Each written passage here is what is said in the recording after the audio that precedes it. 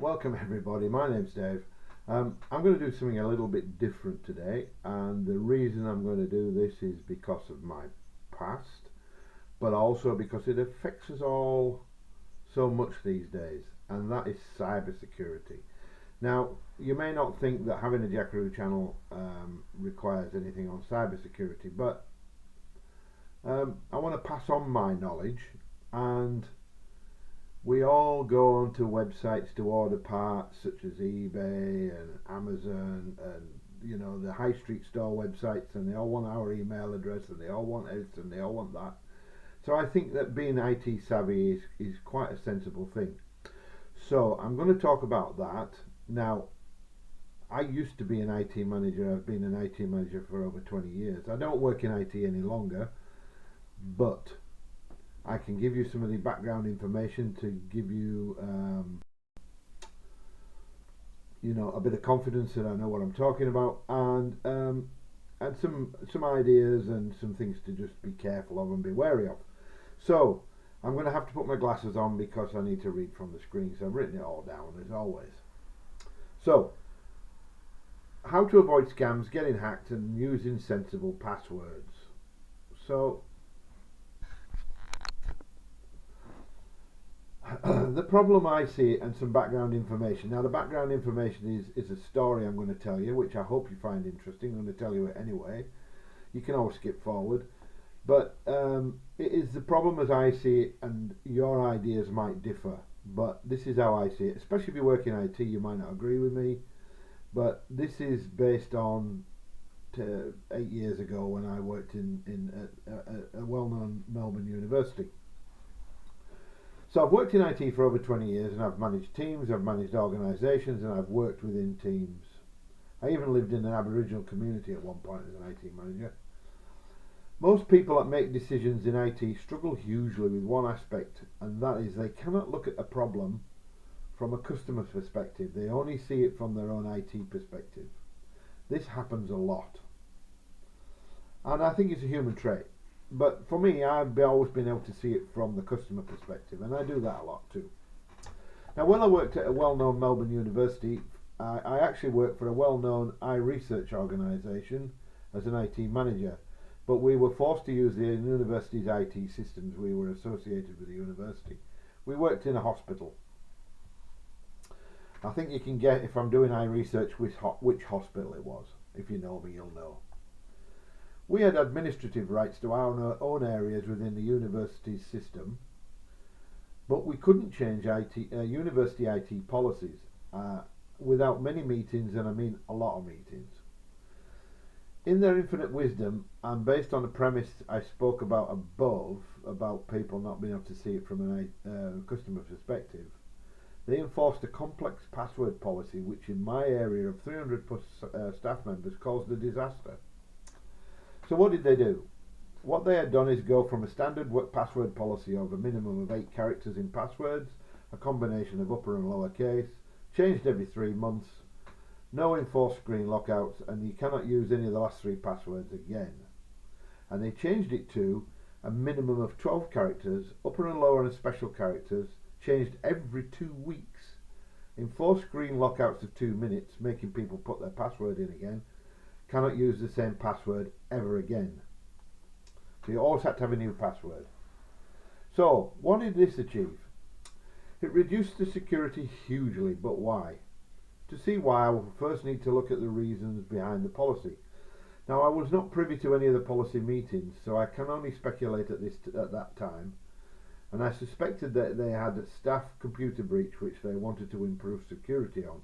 Perhaps the directive came from the Dean or the Chief Information Officer, who knows. Anyway, what they had done was exactly what I highlighted above. They were applying policies to improve security from an IT perspective and not addressing the issues with the staff.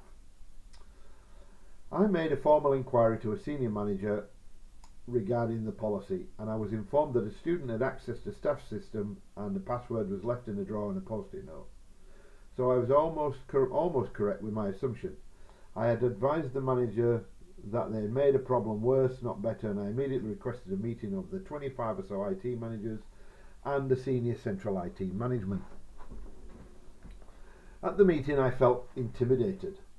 I stood there on my own, but I stood up and thanked everyone for coming, and then proceeded to ask if the reason I had been given was accurate, and what I was told that it was, that the student had access to staff computer.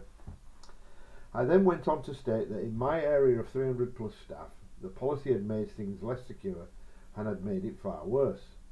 There was a ripple around the room, and they must have thought I was mad.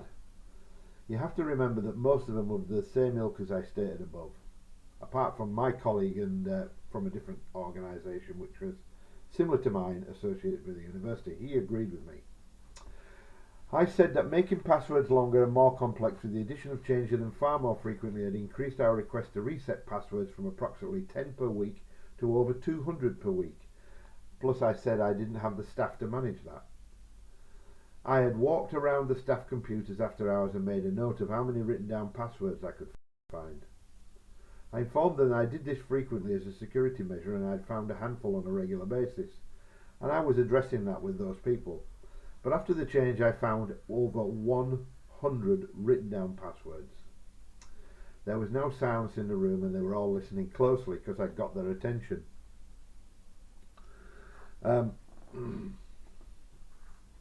I said, what you have done is look at this from an IT perspective and made a decision, and not looked at it from the staff perspective, and what you've done is made it usually worse. I added that you needed to address the issue at hand and not put in carte blanche measures that were poorly thought out. I made some of them start to get lower in their seats as they realised what they had done. I then said what we needed to do is look at the issues and make appropriate adjustments, not jump in feet first. I produced a list of issues on the screen behind me, which was: passwords need to be a reasonable length but not too long. 8 characters were ample. Changing passwords every 2 weeks was a pointless exercise, and anything other than changing them daily, which was impractical. I added that they may as well be 6 monthly, because they are highly unlikely to be hacked the day before you are forced to change it, more likely the day after. So you'll be better to manually force password changes after an incident, or for repeat offenders writing their passwords down, change them all the time. Currently, the entire university staff are suffering because one person wrote down their password, which is my point. So another idea was to get people out of the habit of using their kids' birthdays, the kids' ages, the kids' names, the pets' names, and just adding the next consecutive number onto the end if they're forced to change it. Get people out of the habit of making an E into a 3, or an L into an I, or an I into a 1. I advised them that my suggestion was to have the following. And I would say, I haven't written this down, but I would add that I'll bet that half of your passwords have got 3's instead of E's and 1's instead of L's and I's. And ampersand, the at symbol, if were in place of an A. That is so common. I advised them my suggestion was to have the following. Educate the staff to use complex passwords so that they could remember and not write down. Forced at least 8 characters. Force upper and lower case plus special symbols, which are commas, dashes, slashes, things like that. Stop the addition of consecutive numbers by not forcing too many changes. So you can't, well you couldn't, you might be able to now, but you couldn't stop using group policy, the addition of consecutive numbers for changed passwords. You can advise staff if their password is found written down, they will be forced to change their password. That worked for me perfectly. My suggestions were implemented within a month and all went back to normal, and as far as I was concerned, in the 3 years I worked at the university, they never had another breach.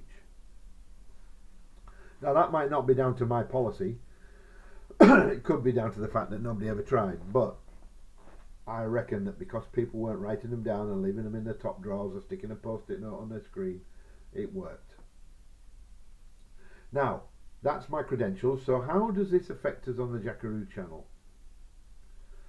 Directly it doesn't really, but indirectly it does. For example, writing down your password at home is different to an open access area at work. In fact, most people, I'm talking about you, probably don't even bother with a password. In our daily lives, we're forced to create accounts more and more, and in fact, You need to have an account to use YouTube effectively and make comments. Some car parts stores that begin with Retco, I'm not telling you who they're called, force you to at least set your local store before they will show you any prices. Most of them have location options, and that never works. And in fact, I bought a UHF radio from a well-known super and cheap store and ended up picking it up from Yarraville of all places, over the other side of the Westgate Bridge, because of a location issue. Luckily, I happened to be going to Geelong. Well, I was actually going to Torquay, and I dropped in to pick it up as I passed by. Now, can I just say, if you use my location on one of these websites, what it will do, more than likely, is choose the location where you are connected to the internet. So it happened to be at Yarraville, which is why it picked that store, because the Telstra connection was at Yarraville, what I was using at the time. It looks at your IP address, it looks at your location from there, and picks the location that way. So don't do that, put your postcode in, because it'll pick your location and you can choose the store. Now, we have issues with mobile phones and tablets too. The absolute worst and best thing that ever happened to the human race. I say the worst because people can't leave them alone, they're addictive. But they are also very dangerous because of spam, scammers, viruses, malware, bots, keyloggers, etc. So how do you keep yourself safe from these dangers? The best defence is knowledge. And I'm going to use my mother-in-law here as an example, because her knowledge is terrible, and I'm just waiting for the day that a truck turns up outside with a Mercedes on the back saying, "Is Kath here?" I shouldn't have told you her last name, but anyway. So knowledge is the best defence. Once your mobile has been stolen, it's too late to implement a password or fingerprint security. If it gets burnt in a fire, it's too late to turn on backups. If you're hacked, it's too late to get your information back. You need to do these things now, even though most people don't bother. I'll do it later. Here's some practical tips for securing your equipment against the low-life scumbags of the human race, and that is exactly what they are. Always secure your device, even if it is a computer at home. Thieves might steal your computer. Use your fingerprint access on your phone. Use the pattern security. You can use your retinal scan. Use whatever you like, but password if you want. Just put security on your phone, because if it gets stolen, they can't get in. And I know for a fact that on my phone, if they try too many times, it wipes the phone. Of course, if you don't back it up, you can't get it back. Always back up your essential files. For example, pictures. Aussies that have survived bushfires always say the worst that they lost are the irreplaceable family pictures. Back them up. Use fingerprint security on your banking apps on your mobile device if it's available. Passwords are only safe if they're complex and around 16 characters long. Now, I've got a C note 2 here, so in my capacity of IT manager, I sometimes had to correct forgotten passwords. If we knew how many characters they were and whether they were just letters or numbers, it took around 10 seconds to break a 4 or 5 character password. If the password was 8 characters and we knew the combination of characters, it would take around about 24 hours. But that's not true. It would take about an hour. If we didn't know how many characters, it would take up 24 hours. If we didn't know the combination of characters and the password length, and it was at least 16 characters, it would take 14 days to crack the password. At least. Well over 14 days, depending on how complex your password was. That is how passwords work. Now, we don't use 16 character passwords because people can't remember them. But you can remember an 8 character password if it's got upper and lower case and it's got special characters. Like, as long as you don't put an E where the 3 is and a 1 where the I is and an at where the A is, you're fine. Just put dashes and slashes and things like that. And numbers and upper and lower case characters. And don't use a capital at the start of your name or something like that. Put it in the middle where they wouldn't expect it. Right, so let's carry on. Where is that? C note 2. Always have a different password for a general website registration than you do such as you do for banking sites. Use a general password, just letters and numbers. If there's finance involved, money involved, ordering things involved, then use a more complex password. And always turn on two-step verification where possible. Now, the likes of PayPal have a two-step verification, but it's a text message.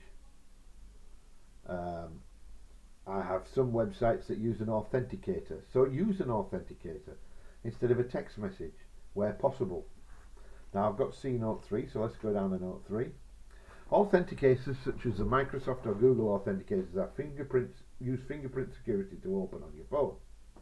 It adds another layer of security. If your phone is stolen, so we mainly use banking apps on our phones, and if it is stolen and the two-step verification is a text message and you have no phone security enabled, then you may as well just transfer the money straight to their bank account and save them from stealing your phone. If they've got your phone and the two-step security is a text message, pointless. Use an authenticator and use your fingerprint to access it. It takes 2 seconds to use your fingerprint. Okay, next. Beware of SMS messages or emails even if they look familiar or appear to be from a company you're dealing with currently. Say, I'm ringing Telstra to ask for something and I get an email from Telstra asking for details. You could get fooled. The experts get fooled occasionally. So just make a note of this. No legitimate company will ever request personal details via SMS or email unless they supply some sort of serial number, code number, password number, registration job number or something so you know it is them. If you're being requested by a company you are dealing with to provide details to them, call them. But don't call them on the number on the text or the email. Use their contact us on their website, not from a link on the text or the email. Go on the website, find it on your computer, something different, and contact them and ask them if they've contacted you, and give them the details over the phone if they want them. Okay, so the next one. Never click a link on an email or SMS. If you have clicked on a link, immediately disconnect your computer or mobile device from the internet. So you take the network cable out, disconnect your Wi-Fi, or put your phone into flight mode. Call your bank and advise them that you have clicked a link because somebody's going to steal your money probably. When I worked for local government, we had a call from an IT savvy staff member. Now we used to have IT savvy staff members all over. She had just clicked on the famous speeding fine click here to see your picture scam email. And I recall hearing one of my staff saying to her, pull the blue cable out of the back. This made me sit up, and in the 30 seconds she had taken to call us after she clicked the link, there were 64,000 infected files on our servers with the ransom virus. Now the ransom virus is where you pay the hackers money and they give you a code, maybe, to get your files back. It took 14 people out of IT working around the clock 4 days to restore the files from backup and recover from that mess. Just one thoughtless click and 30 seconds was all it took, and no, we didn't pay them. However, you're on your own. If your files get corrupted that way, you've got to sort it out yourself. You don't have 14 people working. And you may have 64,000 files. So, things to note. Companies want you to register so they can send you targeted advertising. Read their terms, opt out of their spam. Yes, targeted email advertising is spam. You didn't ask for it, it is spam. Use the guest checkout or have the likes of a Gmail email or another email address that you don't use regularly so that you don't need to monitor it so you can register. They send a confirmation email to you so you cannot put an unused email address in. But this way you can confirm and then ignore the junk as it flows in. They use the excuse of sending you an invoice to your SMS or email is the reason they're doing it. but they want it so they can send you advertising. No other reason. What did we do before email? They sent the invoice, they printed it out, and they wrote it, and they put it in the package, a copy of it. It's okay to get SMSs or emails from the likes of JB Hi-Fi or Bunnings, but anywhere other than the high street legitimate company I would be very wary. Often it's just another way of sending advertising, or it might just be to obtain your number or your email or some details of some sort. You may get follow-on texts or emails later because they've got your details. If you use Outlook, and I do, you can use the rules just assign unwanted emails to junk, and you'll never get them in your inbox. That's easy to do. If anybody wants to know how to do that, I can send them an email with information how to do that. Be wary when using the unsubscribe section at the bottom of an email. Sometimes they are just there to show you are using a legitimate email address because they don't know. Most will unsubscribe, but just be careful. If it's a dodgy looking email, don't unsubscribe from it. Just put it in junk and it will go away. They'll soon get fed up when they don't get a response. Check SMS or emails carefully. Often, bad grammar will allow you to weed out the spam or scam emails. So, that's my advice. Another bit of advice I never wrote down was quite often I block numbers. If I get an SMS or some sort of or a phone call, we all get those phone calls where they say, "Hi, this is Amazon. We're going to renew your bloody password or whatever, and they're all just garbage, spam calls. So I block them. So if I can find it, I'll show you. You can block numbers on. If I can find it, I will. If I go into settings, block numbers. So, in my phone, that's my list of block numbers. I've probably got more than most people will have. There is also another option in your phone, which you can find if you go into the settings, where it says, I've got to find it now because I've turned it on. Okay, so it will, can't find it, but what it basically does is if a number comes up as private, it won't even ring on your phone. Now I've had to turn it off because Monash Health in their infinite wisdom want to ring from a private number and they won't listen to advice, and I can understand that, but I have to leave it turned on so that I don't miss out any calls. So I get private calls. The problem with a private call is if it comes from somebody legitimate, you don't know how to ring back unless they leave you a message and ask you to call. Then you know who it is, but chances are it won't be. But now they've got wise to that, so what they do now is they ring from legitimate numbers that they've hacked somehow. So you block it, and then somebody tries ringing it and they won't answer it because you've blocked the number, it never rings. So you've got to be a bit careful with that too. But that's what I would advise. So anyway, that's all I have to say. Be careful when you're online. Just be careful when you do things. Just think about it before you actually click on anything. Just make sure it's real, and hopefully you'll stay safe. Hopefully I'll see you out there. Thanks for watching. Don't forget to like the video. And don't forget to subscribe.